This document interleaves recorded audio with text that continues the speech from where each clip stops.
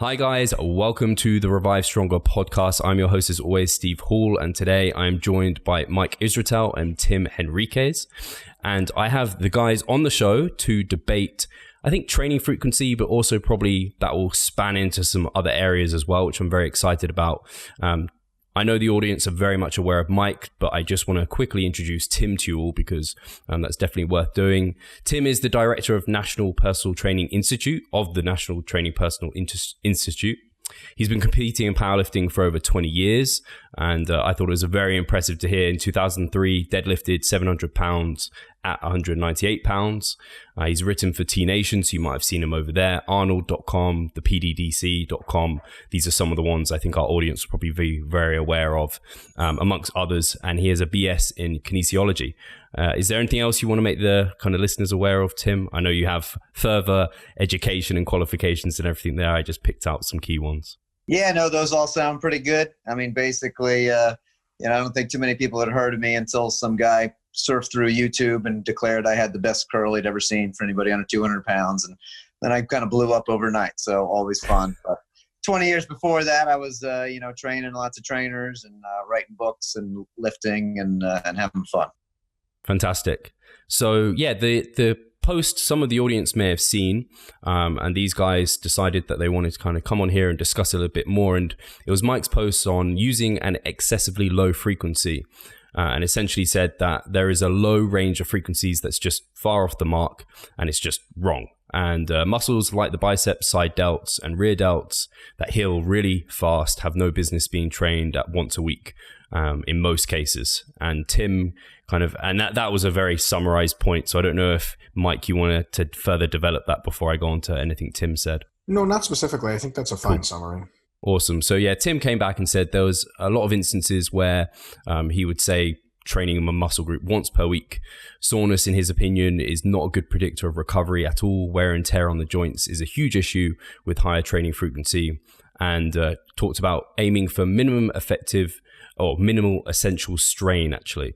So MES versus MRV, since the consequences of being at or over your MRV are much worse than the other side of the equation. Anything else you wanted to kind of add to that, Tim? Yeah, I mean, just to clarify a little bit. So obviously when someone's interacting on Facebook, it's tough to put something out there. So Mike was disclosing a snippet from his upcoming book, which I imagine lots of people are excited about, and myself included. And, he basically just said, hey, training 3 or 4 times a week is pretty, there's a lot of nuance to debate that in terms of frequency. But if you just go once a week, he kind of used the word dead wrong. And so, that was a little bit of a painting with a broad brush, I felt. And I know Mike is a big influencer, so I just wanted to kind of chime in. I do think that once a week frequency, so meaning you're stimulating each area kind of directly once a week, does have a lot of benefits. I wouldn't want it to be thrown out of the training toolbox, so to speak. So I kind of wanted to stick up for that side. But yeah, then the summary of some of the benefits, we can certainly get more into that. But I thought that summary on your side was pretty fair. Okay, cool. Mike, do you want to respond with any thoughts to Tim's comments? I'd like to hear the benefits of very low frequency training, and then I can agree or take issue with any one of them. Okay. So first, just for clarification. So when we say frequency, right, we're talking about how often we're training something, each week. And the way my world would work, 3 times or more would be on the higher side. I think most people kind of go with 2 times as kind of a nice normal. And then once a week or even less than once a week would be on the lower side for frequency. Does that sound like reasonable? Yeah, absolutely. All right, cool. So I guess some of the, the way I look at it is, of course, frequency and intensity are going to be pretty intricately related, or they often are. So are we, in terms of like a sample person, as a personal trainer, I'm always, so somebody comes in, okay, you got 2 hours a week, 3 hours a week, 4 hours a week. What kind of training time for an individual might we be talking about? Obviously, if somebody had 10 hours a week, you're more likely to do high frequency than if somebody had 2 hours a week. I don't see it that way. I think someone who has the least time per week should be doing the most possible frequency. Right. Okay. So yeah, so if someone has 2 hours a week, then they're going to do, they might do, total body both times if they come in, something like that. So, my basic point would be that if you took a routine and let's say you had a 3 times a week routine and someone could choose to do total body where they're stimulating most of the areas, in each session. Or if you took the same exercise, same volume, and spread it out, let's say you did a push-pull legs routine, I don't think there would be a lot of difference in the results. And one of the benefits of the lower frequency is that then, obviously in that routine, it's the exact same. I personally think most clients find low frequency a little bit more enjoyable. But I guess my biggest issue is that high frequency training is definitely rough on the joints if you follow it long term. So by that I would mean like more than 2 months in a row. You're just running the risk of, greater injury. Would you disagree with the idea that high frequency training would have a higher chance of injury? So I think that it depends on how you use the high frequency training in large part. So for example, if you set up a higher frequency program, what ends up happening is that turns out you can actually train from very similar per session volumes and actually recover, at least the musculature recovers on time relatively quickly. And the joints and connective tissues seem to recover more slowly.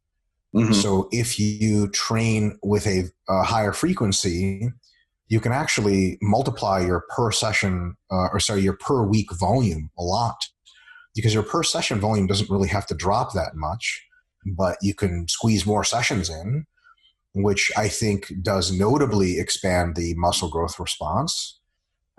It also makes you stronger, especially if you're not super strong to begin with. Right. I think it absolutely does, in that volume expansion, have a tendency to lead the connective tissues and joints to fall behind in their recovery a little bit. Mm-hmm. I don't know if it's anything that deloading can't solve once every 4 to 8 weeks, but it's certainly something that if you go very high frequencies and really let the volume expand 3, but especially 4 or 5 times a week for larger, more muscular people, I think that is unsustainable on 2 grounds. One is your joints and connective tissues for sure take a beating that you can't continually recover from. Right. And then 2 is you actually start to do so much total volume, especially if you do it for multiple body parts or muscle groups, you will exceed your systemic maximum recoverable volume because you're just going to be training all the damn time and not going to be able to recover. Right. So there's a place where high frequency can take you that is cool on paper, and it grows muscle really fast if you can survive it, but unfortunately you can't. Right. So I think we have to be very mindful of that. I will say that I'm curious about the connective tissue strain with a volume-equated routine. So volume-equated routines that are higher frequency are still superior to lower-frequency volume-equated routines as far as literature is concerned. Not as superior as the volume non-equated ones. Right. But if the volume is equated, so for example, if you do 24 sets in one session versus doing 3 sessions of 8 sets each through the week, I'm not so sure that will lead to much more connective tissue disruption because the net disruption seems to be fairly similar. I also think that your potential chances of really experiencing acute overreaching might be lower in a higher frequency routine, because 24 sets for one muscle group can lead to some very interesting maladaptations at the end of that kind of workout, which I've personally experienced. But I think if you start to equate all of the variables there, then just expanding the frequency, I suspect might have a slight effect on connective tissue issues, but I don't think it has a big one. And I'll say something further. I think that for people focusing on their best possible gains, frequencies 1 time a week or very likely so suboptimal compared to at least 2 and 3 time a week frequencies from muscle gain perspective, that I think any connective tissue perturbations can and do deserve to be dealt with deloading and other fatigue management strategies and potentially cycling frequencies. I don't think we should be writing off higher frequencies on a sort of permanent going forward basis and saying, well, they're just unsustainable to the connective tissues. I think the connective tissues need to take one on the chin for a couple of weeks, and then we back off and then we run it again. And I think that what my idea of lower frequency is probably 2 times a week. One time a week seems to me to be a stretch unless we're talking about insanely strong, very, very large people that can impart such a strain on their connective tissues and joints. I think most people, especially regular personal training clients, you can train them 2, 3, 4 times a week, same muscles. They won't have anything going on as far as limiting connective tissues for years and years and years, and possibly never. I think this only really applies to the very biggest and strongest. All right. Well, you said a lot of good things in there. So let me start with the stuff that I would agree with. So you mentioned that high frequency is tough to just maintain, systemically, for a really long period of time. So I suspect we probably would have some pretty similar ideas on, modulating your volume over different mesocycles. One of the things I like about lower frequency is if you follow that for, a month or two, that sets you then up to respond well. If you then decide to increase the volume, you're kind of ready for that change. Whereas if you're just, like you said, if you're always doing 24 sets or what have you, that's going to be on the high side. Then if you want to get that jump, you got to do even more, and you can only increase that so much. One thing that I like about the low frequency, and I also agree with the idea that as you get bigger and stronger and you have larger musculature, you can do more damage. So for example, women, people starting out, tend to respond better to that higher frequency because they don't do as much systemic or muscular damage. One thing with would you agree that if you kind of had to decide that intensity trumps frequency, would that be a statement that you would agree with, or what's your? I know there. What do you mean by intensity? How hard the workout is. So in other words, if you had a choice between doing kind of like a medium workout or an easy workout 5 times a week, or a hard workout once a week, would you agree the once a week one is generally going to be more effective? No, I would say the medium one 5 times a week is going to be more effective. Okay. For hypertrophy, I don't think that any one specific workout matters a ton. And I think if you summate good workouts over a period of multiple days, I think the hypertrophic response is at least as big, and I would say bigger, than going balls to the wall in one workout once a week. Right. As a matter of fact, I'm not entirely so sure. If we're talking about intensity, you mean like how much we're doing and how close to failure we get, or how heavy we're lifting, or something like that? Yeah, a mixture of your percent one rep max combined with reps combined with sets. So kind of an app, basically your classic bodybuilding style, Dorian Yates kind of workout where you go in and you rock your chest for 45 minutes versus 4 things of 10-minute chest workouts, spread throughout. Yeah, I think the spread out one is probably better, though not as sustainable for the connective tissues on the long term, and not always possible. Got it. Yeah, I would probably disagree with that a little bit. The analogy I like to use is, let's say you had somebody doing push-ups.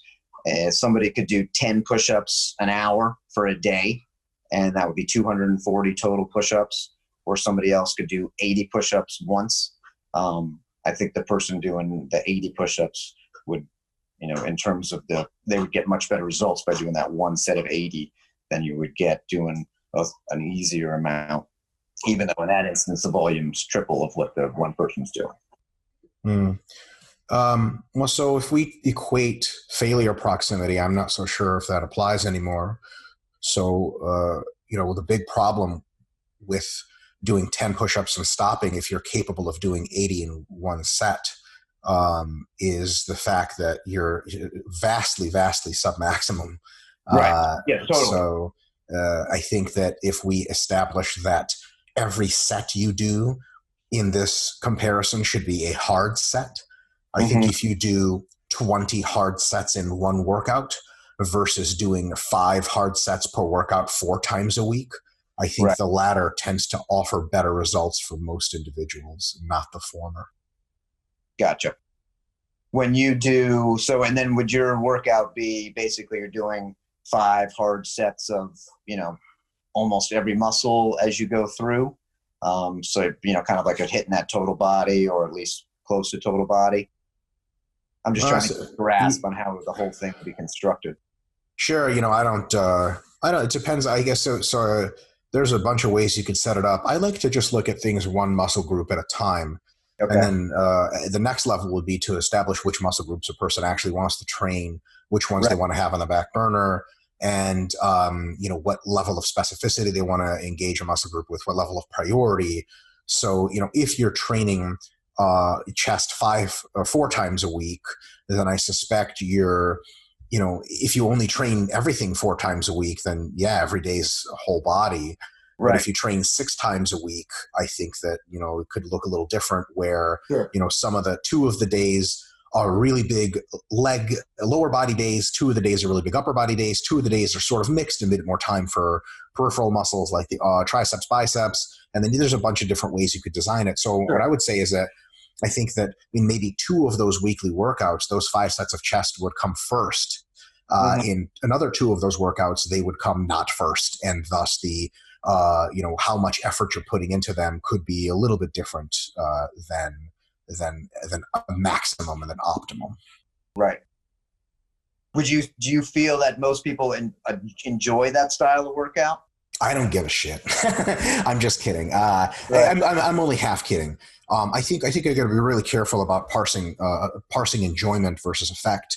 I think if we find something to be theoretically and experimentally more effective, we don't have to tell our clients that, but we have to know it. Right. So when they say, well, I want this, you say, okay, well, no, so do you want the best results, or how much fun versus results are we going to calibrate here?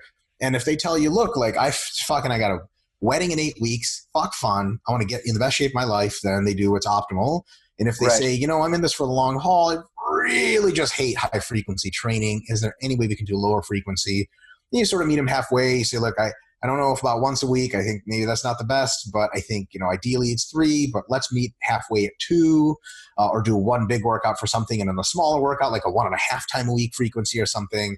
Right. And then you go from there. So as far as enjoyment, I really like to keep myself away from considerations like that, because to quote Dorian Yates, I'm glad you brought him up, he was asked about instinctive training back in the 90s. It was a popular training fad. And he says, so Dorian, what do you think about instinctive training? He said, if I followed instinctive training, I'd be opening a can of beer on my couch right now because I don't instinctively want to train at all. So I think there's something to that, but I absolutely see your point.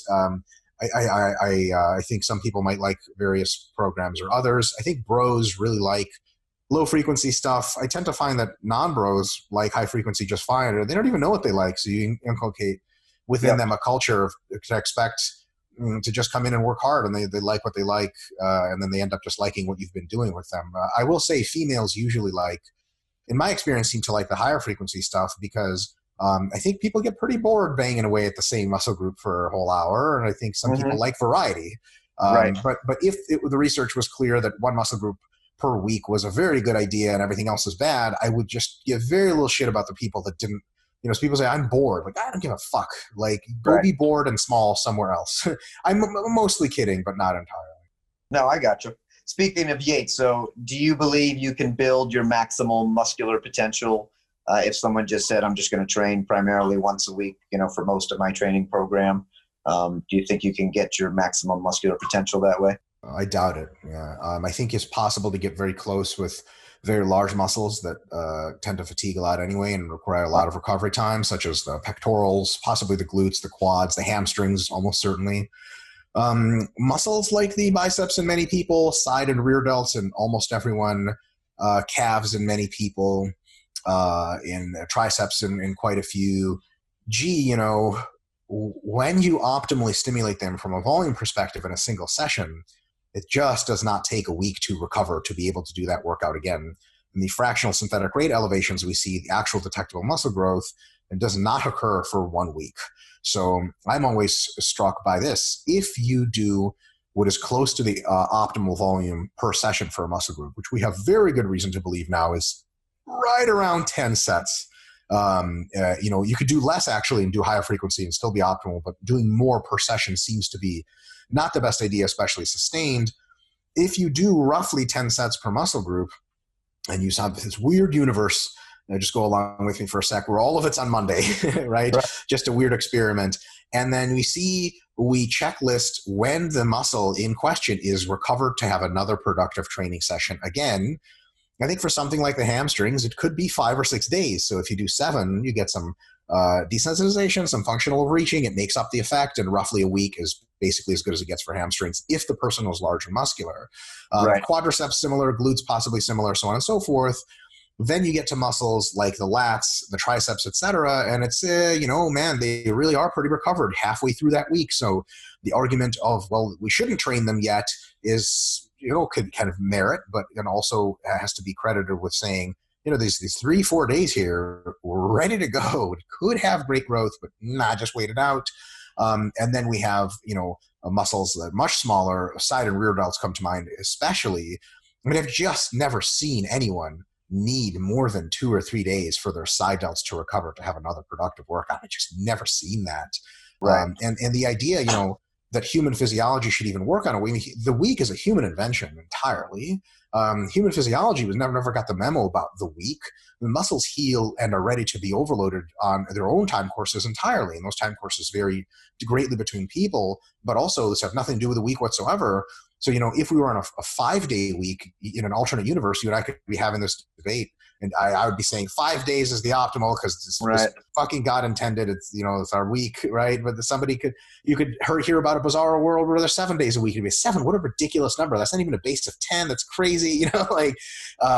So I think that for a lot of muscles, you're just ready to train them very productively again in much less than 7 days. In the muscles that it's less than 7 days, but not much, I think it's all in the wash. But I think for some muscles, when it's at most 3 or 4 days, you got a real good opportunity to train that muscle again.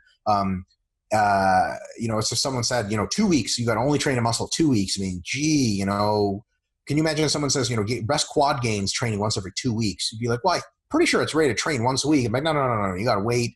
There's just all this recovery. I think staying 7 days for something like the side delts is tantamount to almost exactly that, where it just doesn't seem to make a whole lot of sense.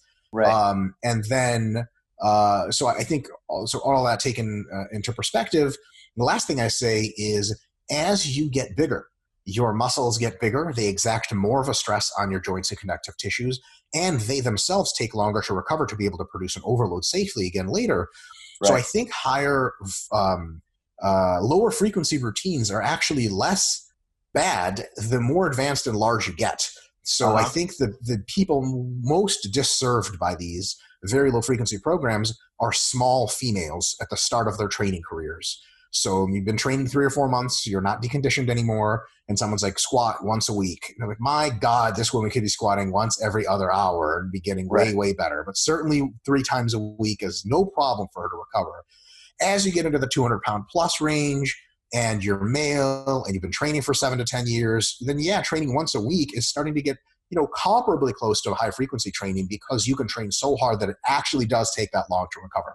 I still think for those people, there's a small advantage, but look, we're not all Ronnie Coleman. My pecs are not Marcus Roll's pecs. Like if I was incline benching 500 for sets of 5, I might also need a week to recover, but I'm not. So maybe I can recover faster and go sooner. Yep. So I would totally echo what you just said in terms of the size of the person, and I do agree that let's just say you had a stereotypical meathead who was a trainer, and then he's like, well, I like to do a chest and back day, and now I have my 40-year-old female client who's pretty new to lifting, and then he's like, chest and back day for you, lady. I definitely agree that the way I see it, the pendulum is kind of swung in the 80s and 90s. This was kind of the way to train, right? You had Dorian Yates was doing it, Marty Gallagher, Kurt Kowalski, they're kind of the big, proponents of hit something really hard, do it once. And they kind of meet the criteria that you're talking about in terms of they're the advanced people, a lot of muscles, super strong, all that kind of stuff. So people obviously want to copy them. They're the heroes. So they do that. And then the pendulum kind of swings And now it's kind of swung towards high frequency training, which I think certainly has merit. My goal here is not to bash high frequency training. My goal is to not throw out low frequency training as a valid tool in the toolbox. And as you said, as people get stronger, and even like on your side delt example, my thought would be if somebody goes in, let's just say on Monday, and rocks chest, and so they do 20 sets of pressing exercises, the side delt's going to receive some stimulus there. It's obviously not the agonist, but it's going to receive some stimulus. Then 3 days later, if they have a shoulder day, and now they're doing a lot of overhead pressing and lateral raises and stuff like that, really now it's getting hit, every twice a week essentially. And so then, it's like, okay, that kind of works. Same thing with back and buys. One of the fun things about the low frequency training is you can set up the split. So you can decide, okay, do I want my big muscles to get hit? Do I want to have super recovery where I just had a pull day, for example, and I didn't do anything for the rest of the week? That would obviously super maximize recovery and maybe undertrain. Or you could have like a chest and back day, and then you could have a shoulder arm day. And now those synergistic muscles, like you mentioned, are getting hit twice a week. But what about the chest and the back? When are they getting hit twice a week? Well, they're not, but if somebody is, one, they might get hit a little bit. Most people, for example, if you did close grip bench on your shoulders and tricep day, now the chest is getting hit.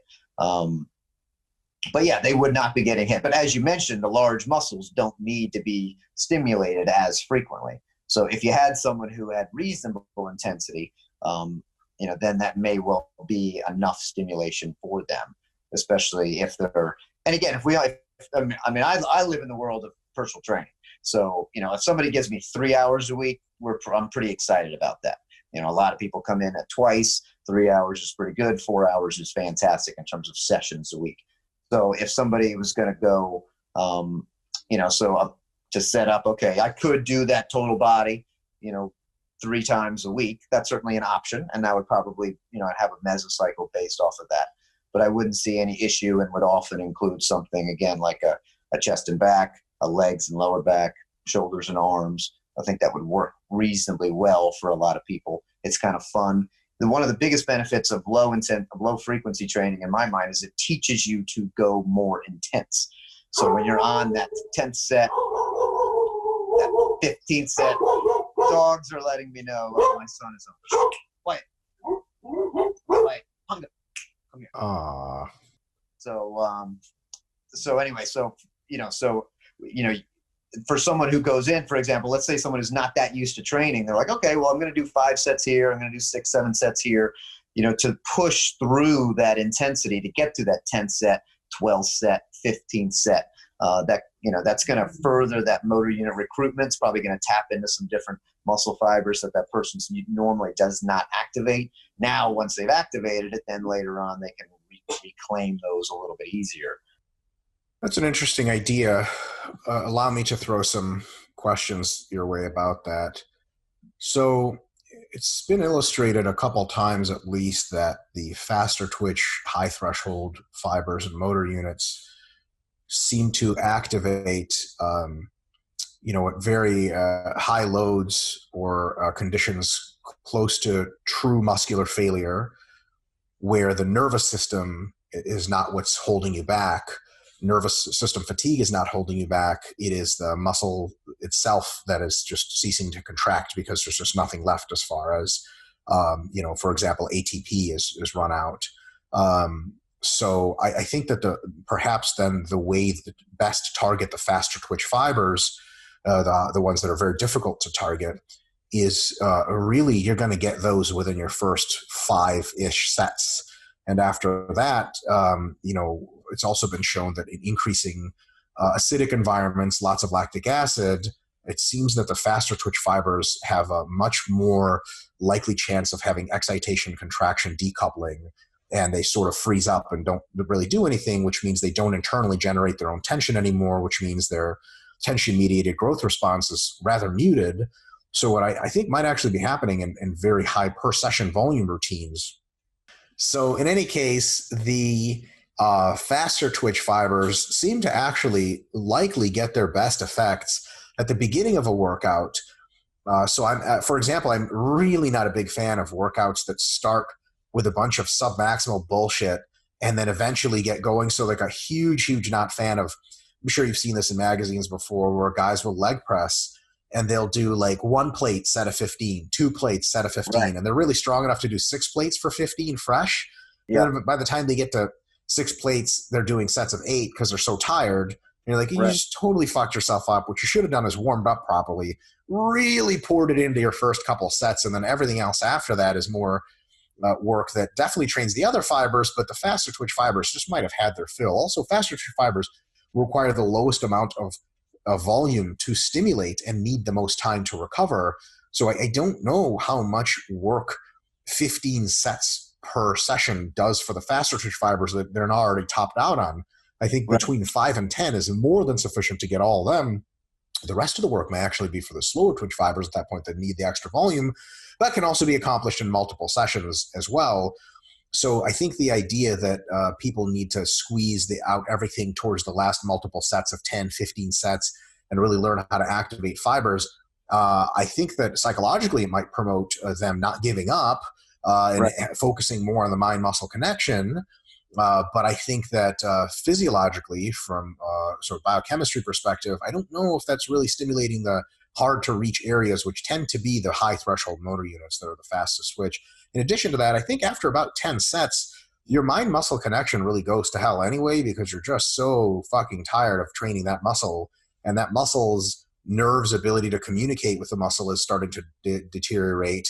So, and the central nervous system starts to become very, very tired. So I just don't think you're squeezing a whole lot out.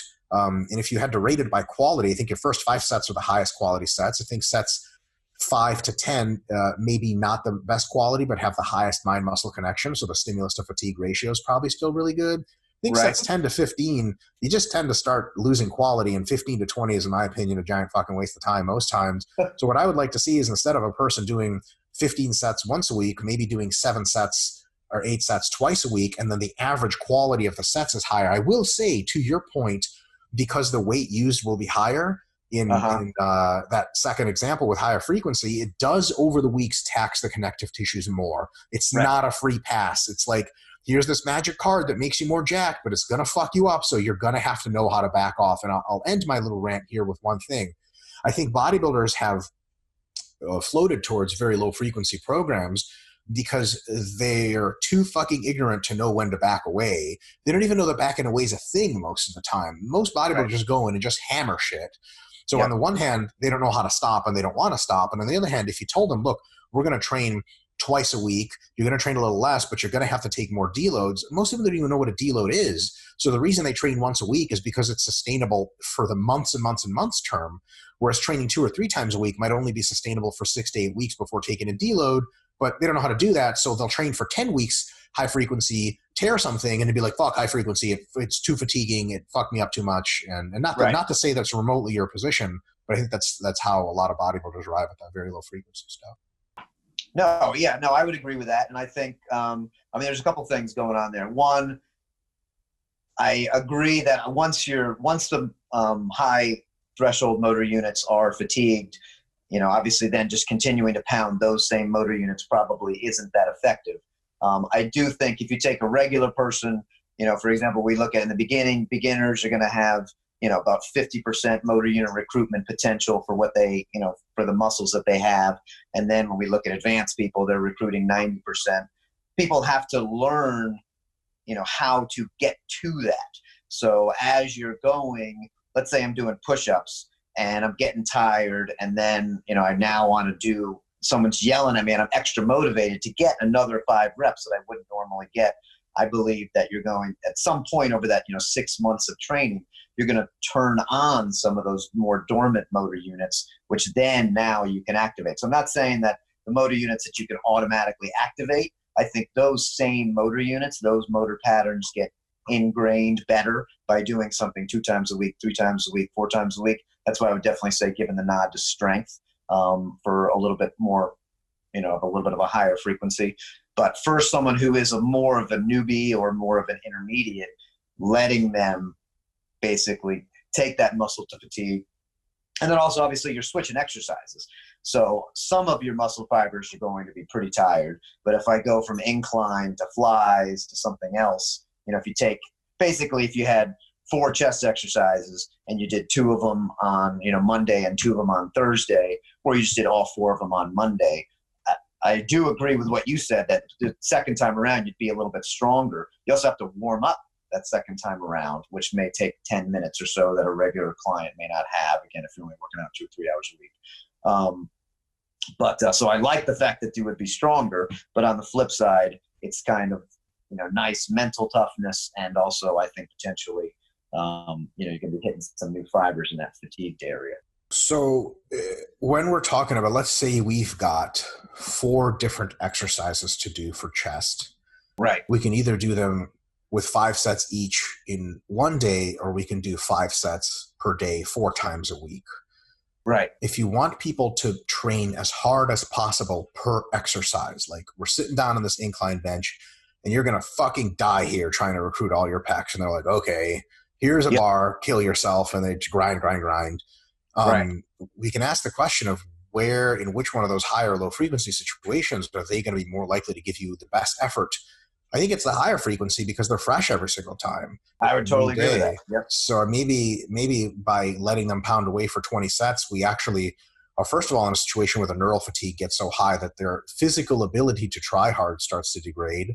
But secondly, their psychological likelihood of trying hard is going to be maybe lower, because sets 15 through 20, I don't even know what they're doing there. They might not know what they're doing there anymore. And they might just be surviving as far as going through the motions. I think they're much less likely to go through the motions if they're coming in on a Thursday after several days of chest training. They're relatively fresh. Their chest feels relatively fine.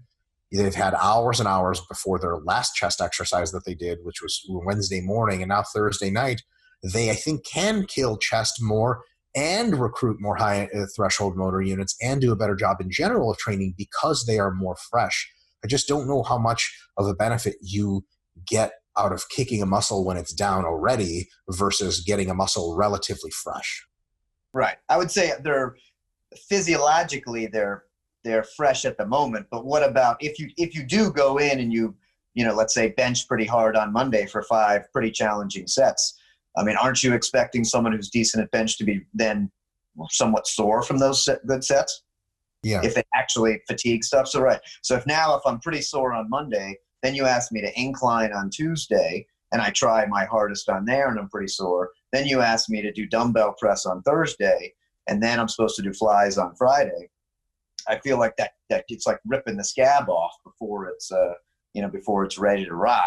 It's I feel like that's for sure much cumulative. So I think that's a very, very good argument for not being super sore or maybe even sore at all when you do your next overloading training session. So I think that you start out with a volume in the first week of bench in that first example on a Monday that let's say when you're going to be training incline press. Let's say you bench Monday, and let's just, a super easy example is 3 days a week. Let's say Monday, Wednesday, Friday, right? Okay. Yeah. Monday, you got to bench. Wednesday, you got to do incline press. And Friday, you got to do flies. You know that. So you pick a volume on Monday when you come in that is, you will heal from soreness-wise by Wednesday. So Wednesday, you're going to feel good. Wednesday, you do volume you're going to heal by for Friday. And then Friday, you do volume you're going to heal by for next Monday. And so you start out super low so that there is no intersecting soreness. I do agree with you. The intersecting soreness is not a good idea. It's not sustainable for best results. Then the next week, so you did 2 sets of everything, and that was fine. But you knew you didn't get a sore at all and remotely. So then you add a set on average to every one of those, and you still don't get very sore because you've made an adaptation. And then next week, it's 4 sets of everything. You get sore for half a day on one of the days, but you're fine by the time you get to train again. And then you keep adding sets like that until you're doing 6 to 8 sets of everything. And then you're starting to get overlapping soreness. Your fatigue is starting to escalate. You're not performing as well as you did. Then it's time to deload, repeat, and then sort of reintroduce the volume. So I absolutely think that you're making a great point there where people get into high frequency routines will say completely ridiculous things like just fucking train through the soreness. It doesn't matter. Like, I don't know if it doesn't matter. Right. I wouldn't want to train with what are technically micro tears. I've actually trained sore before very hard and gotten hurt on numerous occasions. And when you get hurt when you're training sore, it's like so surprise to no one, including yourself. You kind of look at yourself in the mirror like, what the fuck is wrong with me? Like, if you get hurt feeling great, of course it's a shock and you're pissed. When you get hurt, like, you go in, you're like, I shouldn't be training hamstrings. You start training hamstrings, get hurt. You're like, I'm an idiot. Like, so I definitely think that, yeah, exactly. So I definitely think there's something to easing into a training plan. But I think that higher frequency programs also seem to demonstrate for a couple of reasons that the delayed onset soreness response doesn't seem to be as profound session to session to session. So it turns out that when you do higher frequencies, the intersecting soreness turns out to be a little bit of a self-solving problem as long as you start relatively on the low end and go from there. So I think, well, and and I think your approach, obviously, if people are going to do high frequency training, an approach like yours is certainly what I would suggest. One of my thoughts is, because I started out writing articles for T-Nation, and so obviously there you've got the masses, and you're trying to put out a program for somebody that you think works pretty well. An analogy I like to use is, as a teacher, if I've got a class of 30 people, I have kind of a choice. I see high frequency training as a program that's probably going to hit some of the group. Let's say that's going to make 10 of my 30 students get A's and A pluses. So they're going to be like, hey, this is awesome. And then 10 of the students are going to, respond reasonably well, kind of like normal. They get the B's. But there are going to be some students that, either have some sort of injury they're trying to work through, which I think sucks when you're, the last thing you want is when you have an injured area, you have a compensation and movement, and now you're trying to do that motion heavy, intense 3-4 times a week. So you're going to get some people that are going to get C's and F's. That's option one. Or you can give somebody a low frequency program, which is a little more self-correcting in my opinion. And so now 25 of the students all get B pluses. So it doesn't appeal quite as much. It doesn't work quite as well. I mean, usually if you have 8 weeks of training, high frequency is going to trump low frequency in terms of results because you're just doing more work. But in terms of long-term sustainability and who can keep up with it, my attitude is it hits a broader percentage and it's harder to fuck up. Whereas high frequency training, when you don't do it right, then you have more issues. And you're still going to have 1 or 2 people that do super well on low volume training, low frequency training, and then you're going to have a few people that don't do as well. Would you agree that it kind of it's easier to program and you're more of a steady incline? You also don't need to do the back offs then, so you have to factor that in. If you can probably just continue to train until you switch mesocycles. I don't think it's as important to do a deload on that kind of training. Well, I think any training that does not require a deload is not sufficiently taxing the musculature, and thus you need to go harder until you have required a deload. It is going to require more time of training probably to require a deload on those kinds of low frequency programs, so you can get more sessions in before you deload. Although there's quite a bit of research now to show that when you deload, you're not really stepping back in any meaningful sense, and you can even take several weeks off, come back, and you regain muscle so fast and ability so fast that it's as if you took no time off whatsoever. So I think being able to sequence consistent number of microcycles together for weeks and weeks and weeks is a very good thing, but I think past about 4 weeks, the accumulation to deload ratio is a little bit irrelevant for long-term gains, and it starts to be much more relevant for when do you need to back off because you can't keep going.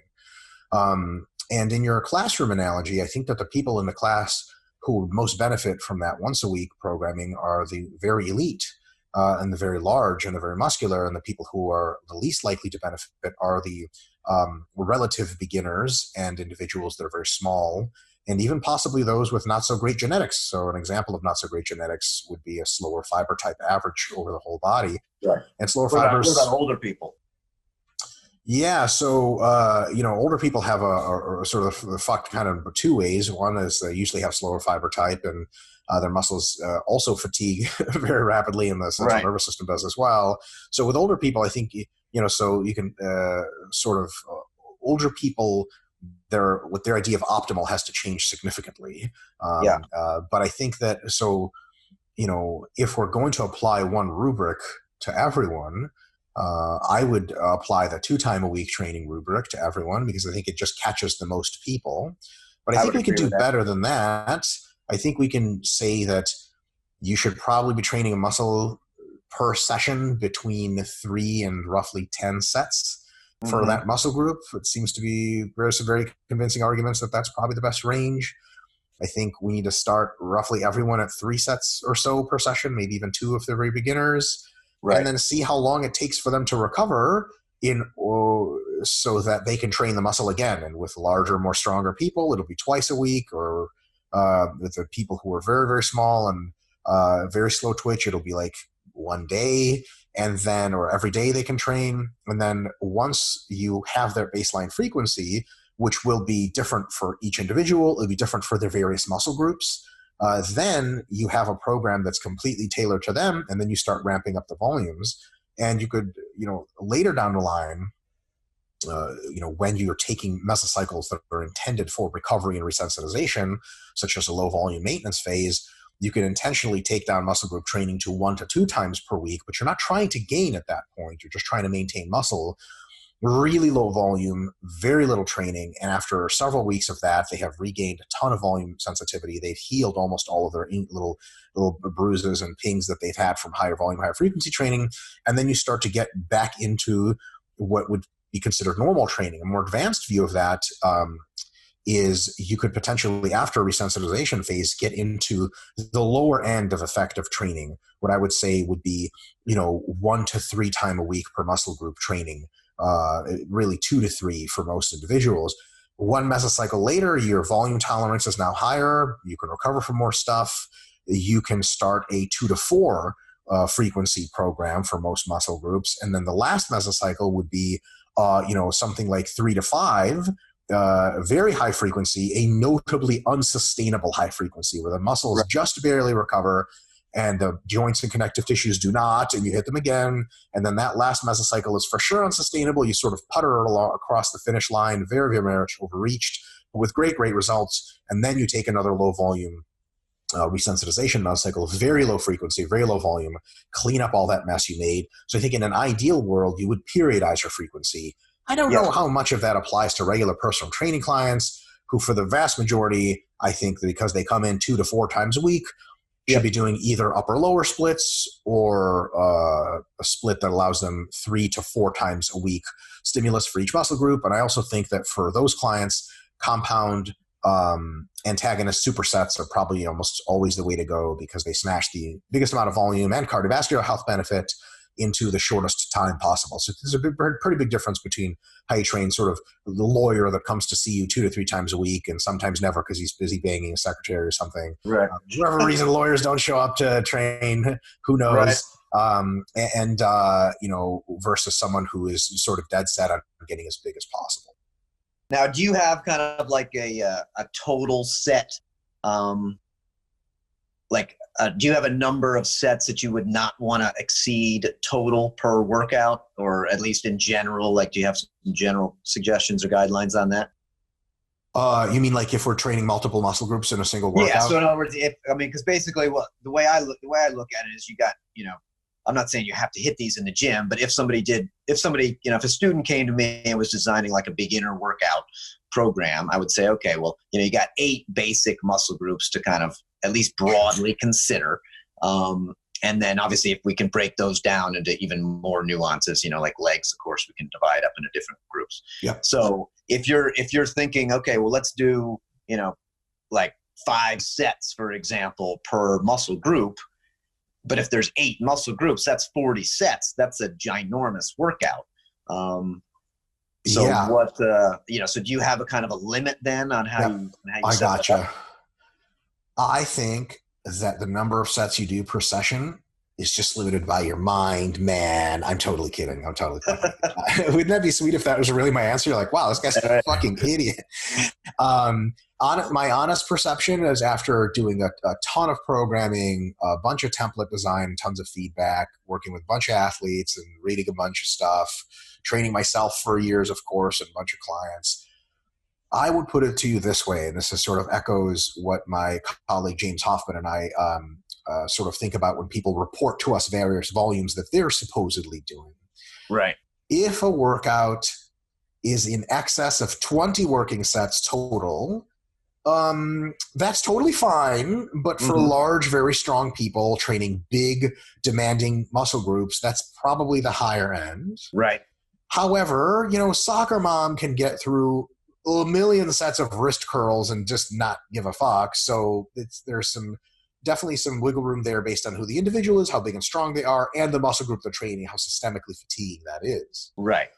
I would say when you push to 30, you're turning a lot of heads. And at that point, if you tell me your average workout is 30 working sets total, I'm going to be very interested in seeing what the fuck you call a workout and what you call working sets. Right. Because I suspect you're slacking off at some point, or you're counting wrist curls as working sets, which they very well should. But if you have for example, 8 sets of dumbbell shrugs, lightweight peak contraction, 8 sets of wrist curls, and 8 sets of one arm cable curls, you're like, that's 24 sets. I'm like, yeah, sure. But the systemic load isn't that big. You might be able to do that workout in 30 minutes. No big deal, right?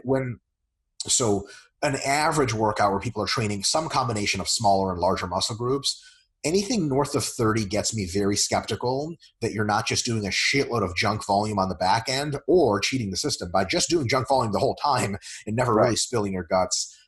So I would say for advanced, larger lifters, 20. For most of the rest of the population, 30 plus really gets me questioning. I wonder if that's similar to what you've sort of arrived. Yes, I would say that is probably pretty similar. So I guess my only then potential hang up is if we agree, okay, we want to do 20 or 30 sets. And I still think you have to factor in, like you mentioned earlier, if let's say I'm just doing chest, right? And I was going to do 20 sets of chest. By the time I get to that 15th set and that 20th set, mentally I'm a little fried. Things may not be, my central nervous system may be kind of fatigued. I think we'd have to say, well, that's still going to be reasonably true, kind of the same. I think you can delay it some by switching muscle groups. So if I did 5 sets of bench, 5 sets of squats, 5 sets of deadlift, but still on that 15th set or that 20th set, if I'm pushing hard, I'm just going to be tired. Sure. But I guess, so, for me, if somebody's working, because your initial thing was there's a lot of nuances on setting programs up for 3 to 4 times a week, like how you set that, a frequency of 3 to 4 times a week. But if we even 5 sets per muscle group, 3 times a week, there's too many sets in there. So in other words, the workout is now either 2 hours long, which from a personal training perspective, is basically not doable because most client sessions are an hour. So I guess it just seems to me that in order to follow a high frequency that's not total body, and to get in those 5 or 10 good quality sets each time, you're going to have to work out 6 times a week. And I think that for Gen Pop, I don't think too many people are going to be able to accommodate a 6 time a week workout routine. Most of the time I'm dealing with people that are, 3 times a week, maybe 4. So if we equate the number of total work sets performed between low and high frequency, don't we get the same rough total amount of time spent in the gym outside of maybe a few warm-up sets?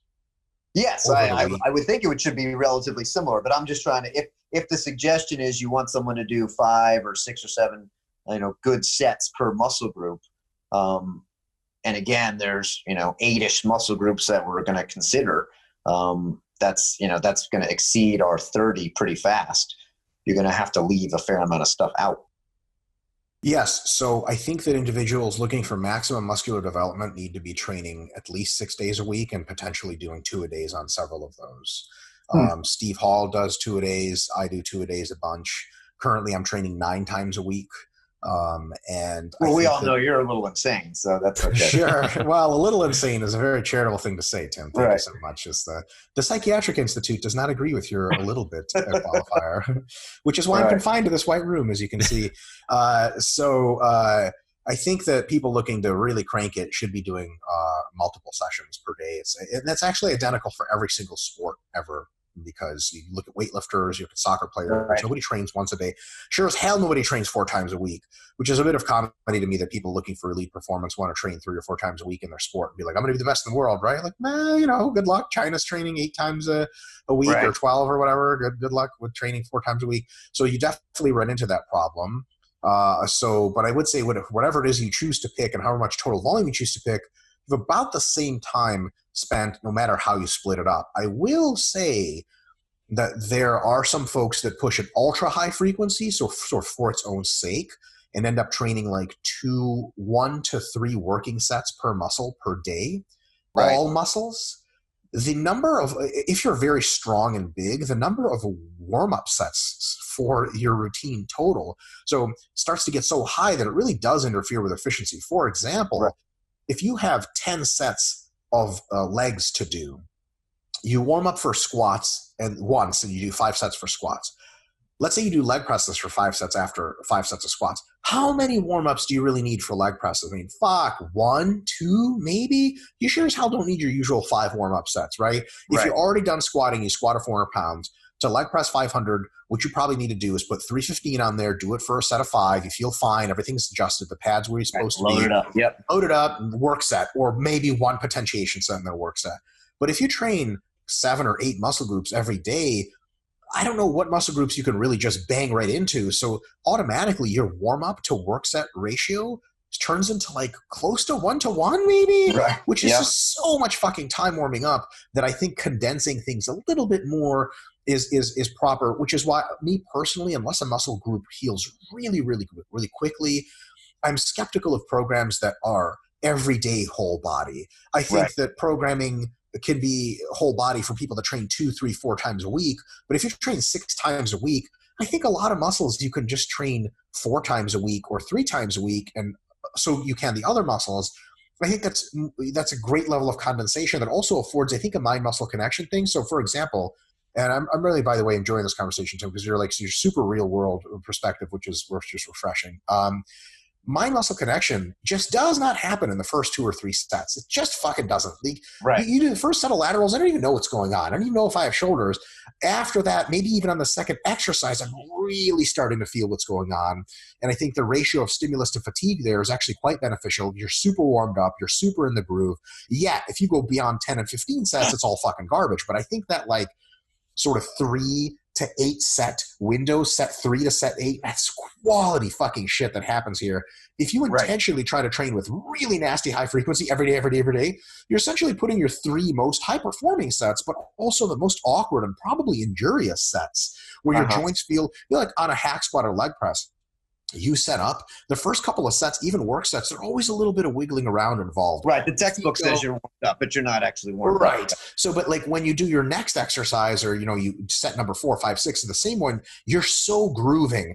I just hate to stop that groove for some arbitrary goal of training N number of times a week. I think you got to go in, train the muscle hard, but not too hard. And whenever it recovers next, it's probably time to train it next with a bit of wiggle room on either way. I totally see where you're coming from, though, that like high frequency for its own sake, with the soreness and all that other stuff, and the fact that you're doing just a couple sets and just all these warm-up sets, I never understand what really the purpose of that is. And I don't think the literature supports such practices at all. Right. No, I would definitely agree with that as we've gone through there.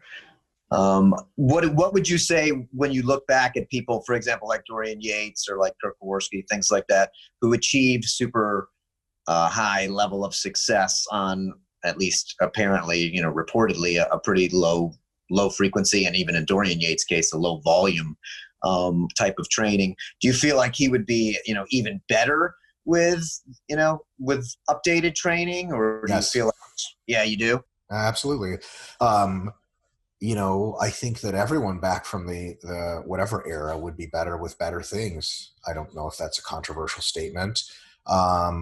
So, for example, if we take a look at the way Arnold dieted or the way Arnold used drugs, with Arnold's genetics today, we would be looking at someone who, with Arnold's shape, would step on stage not at 235, but at 285. Right. He would be a monstrosity that would, again, win 7 Olympias or really as many as he wanted, but would look like Ronnie Coleman reborn and revamped, like something we've never seen. But Arnold didn't have access to insulin and growth hormones, so we don't even have to speculate how much bigger he would be because we know he would. So if we have something that seems theoretically very optimal, the question of if we applied it to Dorian Yates and the time machine or whatever, would he get better? I have every reason to believe that he would, yes. And also Dorian Yates, with the way he trained, with as much recovery as he got and as much as he pushed the poundages versus the volumes and the qualities of the contraction and so on and so forth, Dorian Yates ripped every single fucking muscle off his body by the time he was done competing, which is not to say that you can't do that with a variety of other training methods. I think if you even in a variety of directions, you can do that. So I think it comes down to training with a high quality way and coming back and recovering enough to train again high quality and repeating that, and whatever n number of times a week that results in is sort of your body telling you how many frequencies you should be doing. And I think the other way around of telling your body is fine if it's in a generally good range, but we can easily find ourselves outside of that range. There's a bunch. It's hard to tell. Dorian could have had shitty injury genetics. Dorian could have done really stupid stuff with supplements. Dorian could have had technique that wasn't amazing. I will say, like, some of the technique he uses on exercises I sure as hell wouldn't use, like, his the Dorian Yates row or whatever. Like, it's cool. Too much body English for me. It's too upright. And I'm very comfortable criticizing people that are higher level because I think we need to be intellectually honest. And I think that if we don't criticize them, we risk the intellectual fallacy of cock riding, which, by the way, Aristotle described. No, but on a serious note, I think so. Yeah, I think Dorian could have been better if he had, especially if you take a look at this. Dorian, when I trained much was back training, et cetera, maybe not.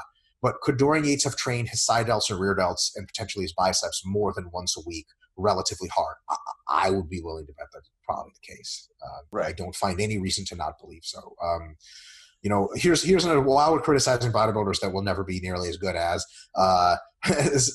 Ronnie Coleman. People used to defend Ronnie Coleman's 800-pound squats and so on and so forth and 800-pound deadlifts as like, shut up, this and that, slur that makes fun of. Right, exactly. Like, he's got to do it. Yeah, exactly. He's got to do what he's got to do. Now that Ronnie's had about 18 trillion back surgeries, are we really going to say that if Ronnie only went to 700 for reps on those movements and sunk them in super deep and never lost his footing or anything, would he have been worse off? Like, Ronnie wouldn't have been as hypertrophied from 5 sets of 600 for 10 in the deadlift versus 1 set of 800 for 2? I would never make that claim. I think he would be more hypertrophied, if anything, possibly less hurt. So I think it's always, those bodybuilders, I think with better practices could have been better. Could have been as an interesting idea in itself, but yeah. Sure. I gotcha. One thing I've noticed, and this is just a hypothesis, is, again, if you kind of go back to the 80s, 90s, and particularly that's when I kind of got, stuck into powerlifting, is it seemed like the guys would win for a longer period of time. In other words, you would win a national championship and then they would win. The same guys would just go in and win for 5 or 10 years straight. Now our performance is higher now for sure. And I think some of that is contributed to higher frequency training than we used to do. But it does seem like it's rare that someone lasts as long. So one of my fears is that people are turning to high frequency training. They don't have, your kind of nuanced understanding of, when to back off, the total volume, that kind of stuff. So let's just say I'm a 20-year-old kid who likes you and, hey, Mike's super smart and I want to follow him. And then I try to do the best I can with this program, but I end up, I'm pushing it. I'm enthusiastic. I think I'm immortal. And then, and I get good results, but then 2 or 3 years later, now my shoulders hurt, my knees hurt, and then I got to kind of peter out. I'm wondering if maybe you either disagree or agree with that, or whether you've even noticed. Well, Tim, what I would say to that kid, I already got your money, you little bitch. I would because he's now probably on crutches. So I'd kick over one of the crutches and be like, man, kid, good luck, better luck next time. See? And I'd blow cigar smoke in his face as Steve Hall and I drove away. Try fucking harder, right? Yeah, in like a black Bentley. We're not driving it because we don't drive cars anymore. That's how rich we are off selling programs. The driver, you just roll up the window and tell the driver. Yeah, and I call him Driver. I don't call him his name. I'm not interested in his name. That's not the kind of financial status that I have. So, but I can't actually agree with you more. I think you're onto something. There's in every generation, there's a tendency to take whatever revealed wisdom has come along and abuse the living fuck out of it. And there's no shortage of powerlifters that will do whatever kind of, I think when I came up in powerlifting, it was the early 2000s. And that was the Louis Simmons peak era where if you weren't maxing 1 to 3 reps in the gym, why were you there? Right. How many people got shut out the other end by that one? A ton. right? You just assumed powerlifting was about being injured. That's just what happened. So, and then, Shako came on the scene, and unfortunately Shako himself didn't. Just his programs that he wrote specifically customized to certain lifters in a specific mesocycle came out as the Shako program. And you're supposed to just bench 5 times a week. And I'm on 37, man. What are you on? Right. Exactly. And then all of a sudden it was like people just doing, and then burning out. 100% agreed. And that is maybe very likely why we see folks sort of shooting star their way through the sport. I also think that, as you've alluded to this yourself, when you have a higher level of competitiveness, the chances of hanging around are lower because there's always people to challenge you. One really interesting microcosm of this is the Chinese weightlifting team scenario.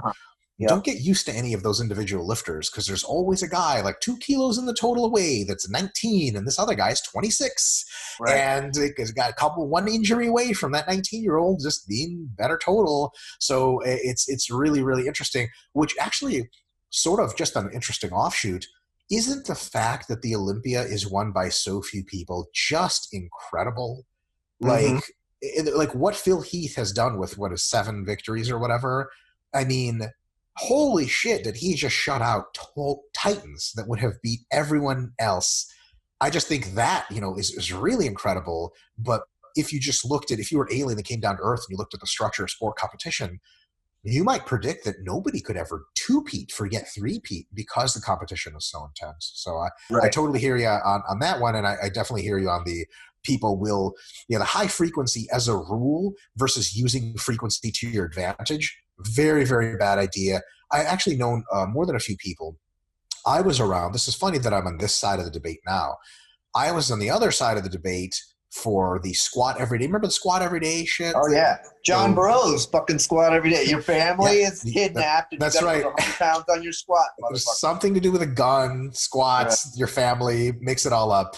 So so it's funny because even before John Bros, that one gentleman wrote the Squat Everyday book called Squat Everyday. Forget his name, and him and I had a few debates. Once he proclaimed himself on the internet to be so smart, so much smarter than everyone, that he could debate everyone like drunk and still win. He ran into me, and that didn't go so well for him. But he won the debate for sure. I'm just too stupid to realize it. So I thought it did great. But like the guy on Game Changers, he won his debate too. Exactly. He only won every debate he's ever entered. He's won that, I'm sure. So in the heads of the folks that support his ideology. But I was on that side where so there was something supposedly magical to doing squatting every day. And I was like, folks, why don't we just do it when we recover? And they're like, nonsense, every day. And I know personally multiple people who within several months of squatting every day peaked all-time greatest 1RM squat and then started to have some joint trouble and then went into what is basically clinical type 2 overtraining in which they never regained their performance ever again. I know one guy specifically who's I was very good friends with. He squatted after 6 months of squatting. He was squatting roughly 225 for a max. 6 months later, he squatted 405, which is fucking crazy if you think about it, right? Awesome. Squatting every day. And then after that, his body broke apart and he could never, and I watched them do this in grad school, tried it, and never worked. He could never, every time he exited the 275 plus range for working sets, his body would begin to fall apart again. It was his hips, it was his knees, it was his central nervous system. Something went in a big way and he permanently broke him. So that's the kind of stuff I for sure fear with super high frequency, which is why I think frequency needs to be, are you recovered first of all? And then second of all, watch your joints and connective tissues. And when they start to bother you, it's either time for a deload, an active rest, or a month or 2 or 3 of lower frequency training so that you can get your mojo back and then push back into it again. Nice. I'm a little worried that the only thing people are going to get from this discussion is if you want to get your squat to go from 225 to 405, you squat every day. Tim, Tim and Mike I think you're onto something great. The whole thing. I will see that and advance the following. Steve, I think you should title this video. Forget the 2 of our names. Right. Just title it. No, I got better. I don't need to take the blame for this. Tim Henriques' secret to putting 200 pounds on your squat in 6 months. First of all, Steve, how many people are going to watch the video? A ton. How many people are going to be pissed that that's only one joke in the video? A few. But look, views are views, man. Right. It's all about the YouTube likes anyway. Yeah, put a hot girl on the thumbnail. Neither one of us are, I'm sorry, Tim, to speak for you, the best looking people in the world. Okay. I mean, my wife cries herself to sleep every night, but it's fine. with while she murmurs, "What have I done to myself?" Right. You're lucky because my wife doesn't speak to me anymore. Okay. Yeah. So you're still. Some people might think you're the lucky one in that arrangement. Oh boy, not touching. I don't think we can top that one. Right.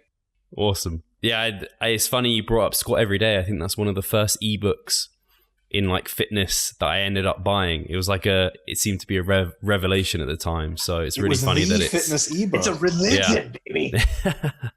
It's really funny to see it completely die off, and it's never brought up really anymore. So I'm just happy I didn't have the following back then that I do now, because even back then, how many questions I got of, what do you think of Squat Every Day? Like, good God, how many times do I have to answer this? Yeah, I'm just waiting for the next fad to come along so people can ask Tim and I, what do you think of this? What do you think of that? What do you think of that? Same dumb shit. Never bother to learn the principles. I'm done ranting. I've exhausted myself. I'm hitting the shake weight after this, so I'm pretty excited. So if I was to try and summarize it, like this is a big summary because you guys had a fantastic discussion and back and forth. I guess it's the case of higher frequencies for smaller muscle groups that recover faster is certainly something for muscle growth that seems as appropriate, and potentially even for some of the larger muscle groups, so long as you're recovering. And it might be something that you need to make sure you're deloading, potentially having lower volume phases, and essentially you need to be educated in using them. And it's something you don't want to just run into from the get-go. Someone listening, say, it maybe was like, oh, I was training a muscle group once per week and they're going to now go to 4. That would be a bad idea. Maybe they go 1 and they split that volume over 2 sessions. And then in some cases, like Tim said, when you're a personal trainer, you only have 3 1-hour sessions with someone, the high frequency just maybe isn't as plausible as it could be. And for people looking to maximize their muscle growth, they're going to probably want to commit to training up to 6 days per week and to get that frequency in. Is that a fair summary? Is there anything else either of you want to add?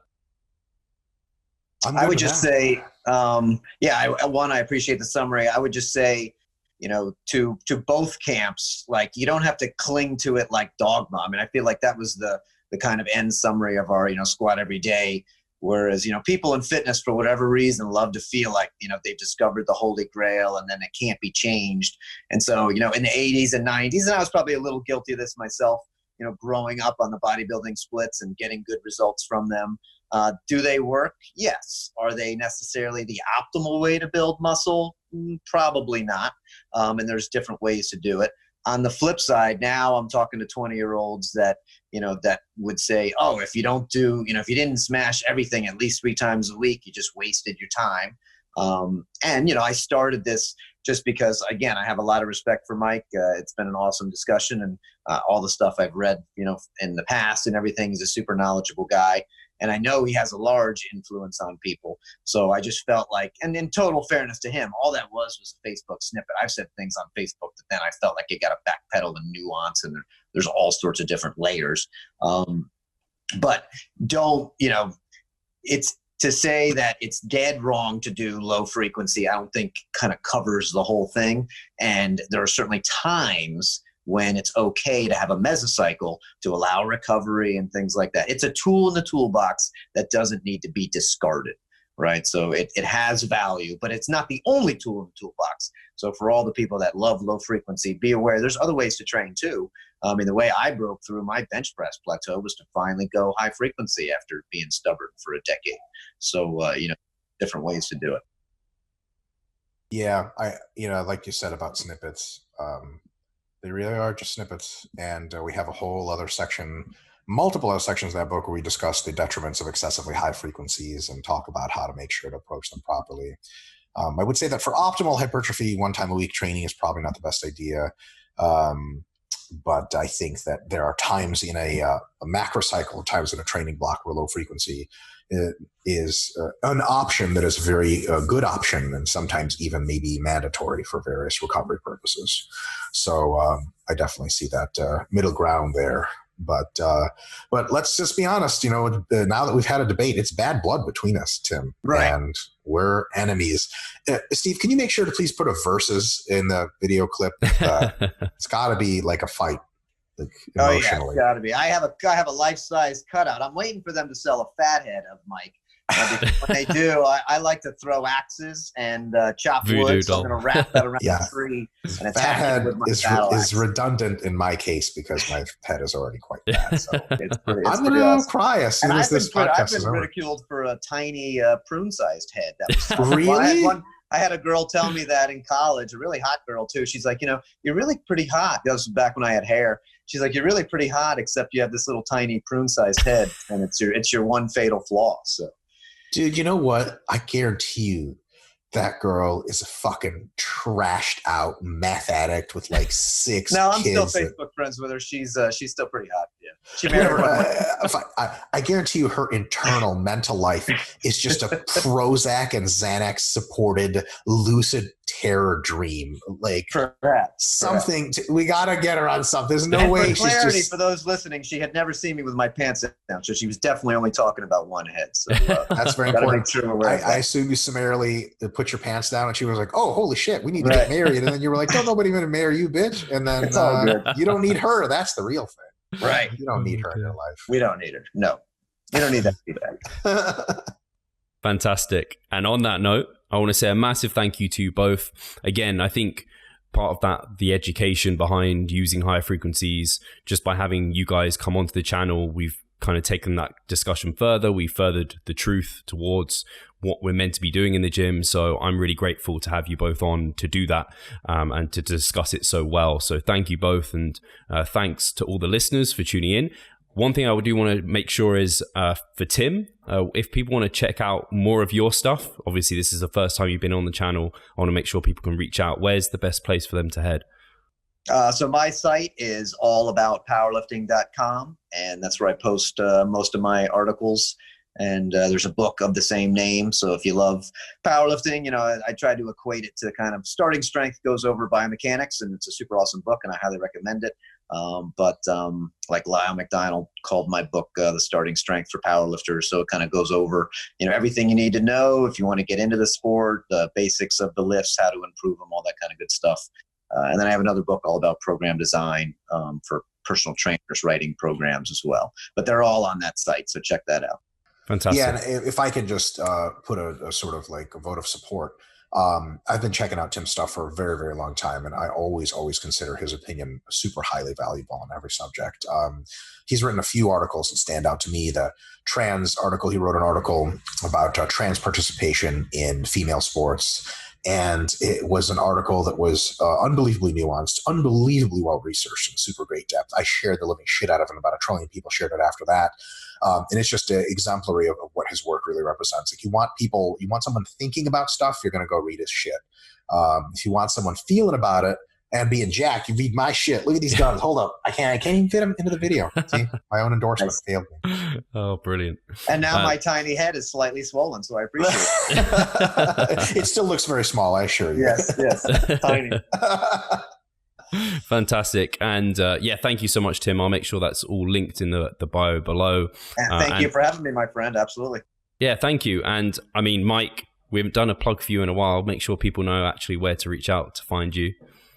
Oh, yes. So renaissanceperiodization.com. And if you can't get there, go to RP Strength on Instagram or go to my Instagram, RPDRMIKE, or see me on Facebook. But we're doing this thing where we have the per muscle group hypertrophy guides. They used to just be volume. Now they're everything: volume, frequency, intensity, periodization, variation, exercise selection, videos. So if you want to figure out how to train any muscle group, and the penis is not a muscle group, so stop emailing me about that. And if you want to keep emailing me, I have a private email list for that kind of shit. Patreon. So that's where to go. Renaissance Periodization, the Hypertrophy Guide, Central Hub. You can Google that, and that's where you can get your real start there. And then we'll throw ads at you to buy various products of ours because, the Bentleys don't buy themselves, and I don't want to know my driver, so I like to stay as rich as possible. Steve, you agree with me, right? Remember that one driver we had and we never bothered to learn his name? I don't know I don't know how to say names most of the time. Terrible. Would you? It happened even this podcast, let alone all our Q&As. Sure did. How offensive. Thank you guys for listening again. Thank you both for coming on, and we'll talk to you soon. Thank you.